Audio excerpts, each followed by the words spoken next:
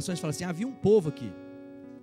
Muito dos concílios da igreja, muito da história da igreja foi determinada lá. Reunião como essa, de definir uma convenção para falar, debater sobre a nossa fé, sobre as nossas práticas, foi aquilo que aconteceu.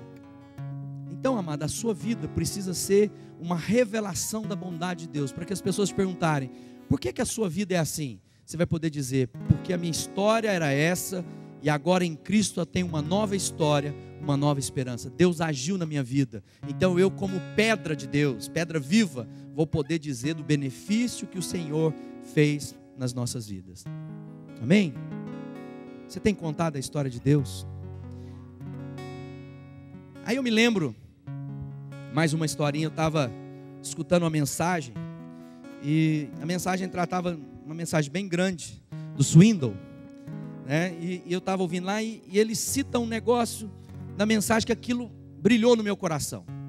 A história do povo que foi espiar a terra. Quem se lembra lá? Deus estava falando para Moisés, Moisés, é o seguinte, abra sua Bíblia lá em Números, no capítulo 13. Diz assim, Números capítulo 13.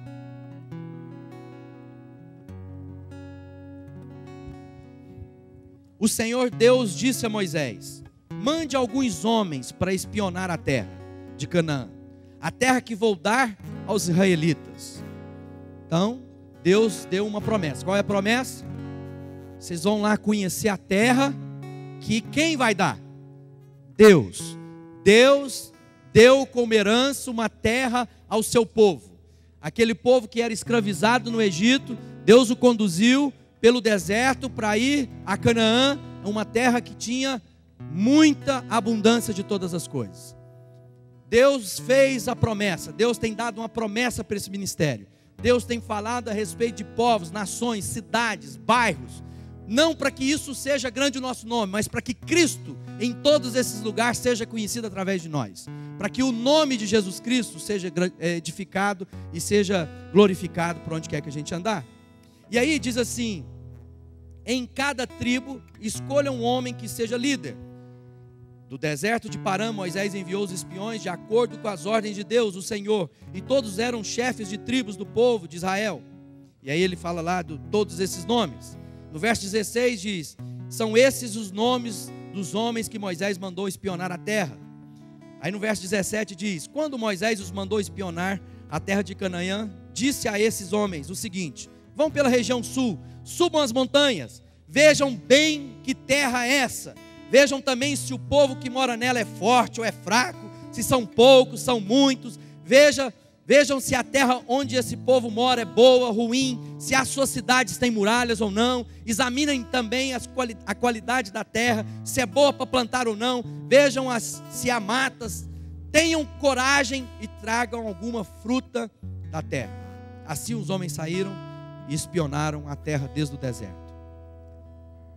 Verso 23.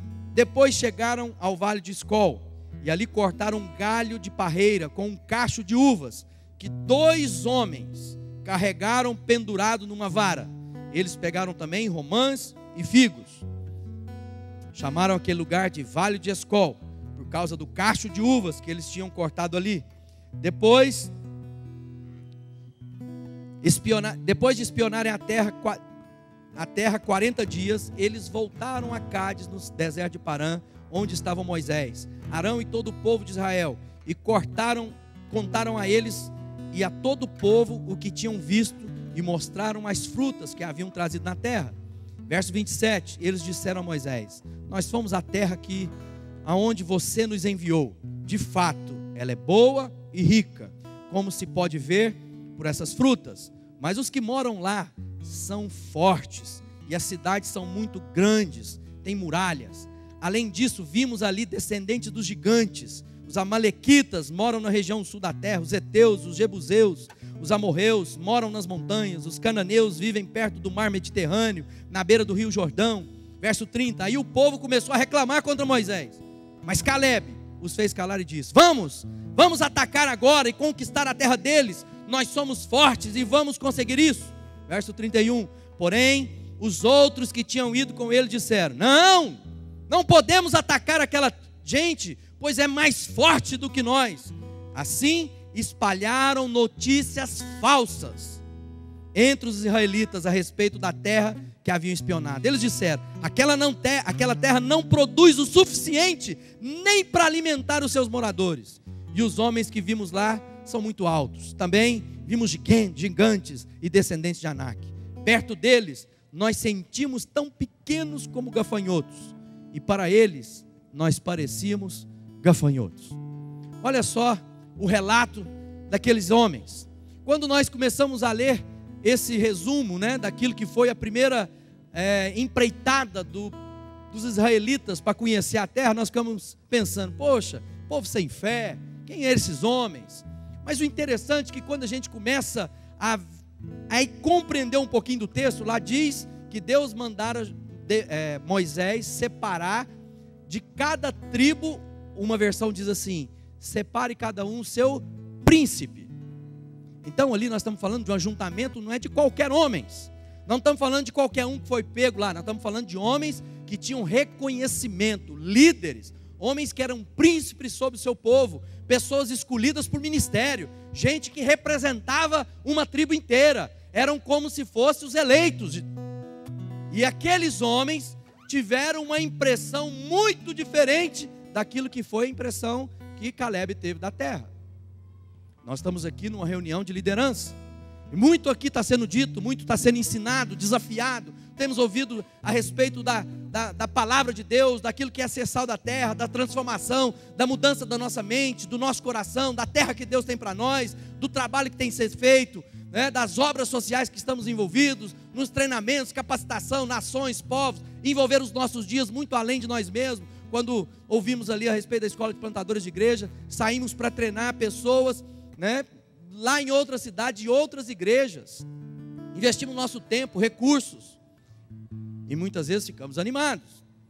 Mas quando nós trazemos essa mensagem a um grupo de líderes, pode ser que alguns aqui comecem a dizer: não, isso não é bem assim, temos que ter cuidado, olha lá, essa terra devora as pessoas, olha, cuidado com o que está acontecendo, temos que ver, porque aí não bastasse o negativismo daquele grupo que foi enviado, esses líderes, príncipes entre as tribos, começam a disseminar mentiras a respeito daquela obra que Deus tinha, para que o povo não avançasse. O povo queria o quê? Retornar. Se você for seguir o texto lá de Números, você vai ver que eles queriam levantar outro líder. Vamos trocar Moisés, porque esse homem está levando a gente. Eles já tinham chorado no deserto, eles já tinham chorado antes de atravessar o mar. Ai, será que a gente vai morrer aqui? Depois faltou comida. Ai, será que a gente vai morrer aqui? Era melhor voltar para o Egito. E muitas vezes, amado, aquilo que a gente produz, é o que Deus está produzindo através de nós, essa inquietação contínua, esse desafio constante. Quando às vezes a gente pensa: não, mas já está bom. Aí fala: não, agora nós queremos avançar mais, precisamos de mais pessoas, precisamos de mais recursos. Poxa, falar dinheiro de novo, mas precisamos avançar, há uma terra a ser conquistada. Muita gente vai se levantar e falar: olha, isso aí não vai dar provisão, isso aí não vai funcionar muito bem. Agora olha só a descrição do que o povo dizia: olha, aos olhos deles, nós nos sentíamos como gafanhotos. Ou seja, aquele povo chegou lá e começou a pensar na sua própria força, na sua capacidade. O que aconteceu? Por que o relato de Caleb e Josué era tão diferente do relato dos demais príncipes? Porque eles tinham a consciência do que Deus dissera. O que faz toda a diferença é: Deus disse que faria, Deus fará ao seu bom tempo que nós possamos herdar essa terra. Amado, há uma promessa, há um desafio, há uma conquista, mas é necessário trabalho. Mas esse trabalho precisa ter a percepção da bondade e do poder de Deus que nos acompanha. Não é o nosso braço forte, não é o quanto nós somos capazes de arrecadar dinheiro entre nós, mas é o quanto Deus quer operar através da minha vida e da sua vida.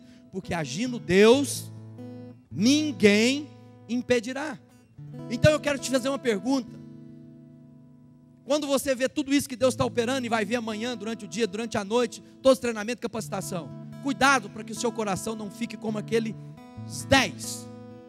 Porque muitas vezes as pessoas dizem: não, a maioria, amado, Se você for buscar na palavra de Deus, todas as vezes que a maioria resolveu tomar a decisão, não tem uma circunstância que foi boa.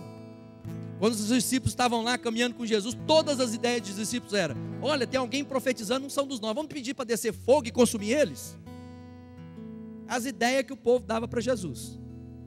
Então nós temos que o quê? Entender o nosso chamado como sal da terra, a nossa vocação como sal da terra, aquilo que Deus quer empreender através de nós, na certeza e na convicção que não é a nossa força, não é a nossa capacidade, não é o nosso ajuntamento, mas é Deus agindo, Deus fazendo, ir na nossa frente, abrindo as portas, porque eu tenho que entender que a porta que o Senhor abrir, ninguém vai fechar, e o que Ele tem para mim, amado, nada nem ninguém vai poder impedir, e Ele vai à minha frente, me guiando em todo o tempo. Aqueles homens que caminhavam, e Caleb logo em seguida disse: vamos atacar e conquistar a terra deles.